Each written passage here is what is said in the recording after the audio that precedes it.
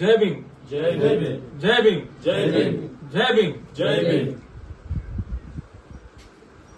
ఈరోజు చండ్రుగొండ మండలం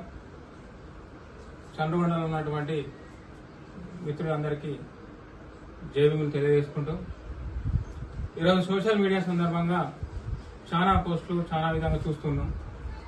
ఇవన్నీ కూడా ఒకటే చెప్తున్నా, మనల్ని విభజించు పాలించు అనే విధంగా విభజించడానికి ఈ రోజున ఈ యొక్క కేంద్ర ప్రభుత్వం ఒక దుష్ప్రచారంతో ఒక దుర్నిర్ణయంతో మనల్ని ఇబ్బందులు పెట్టడానికి చూస్తుంది.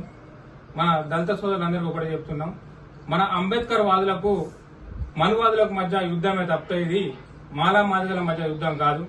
దయచేసి అందరూ అర్థం చేసుకోండి. కావాలని చెప్పి మన మధ్య వర్గీకరణ అనే అంశాన్ని తీసుకొచ్చి మనలను విభజించి పాలించే విధంగా చేసి మనల్ని ఒకరికొకరు శత్రువులు చేసే విధంగా ఈ రోజు ఈ కేంద్ర ప్రభుత్వం పన్నాగం పన్ని మనల్ని విభజించి పాలించిన విధంగా చేస్తుంది.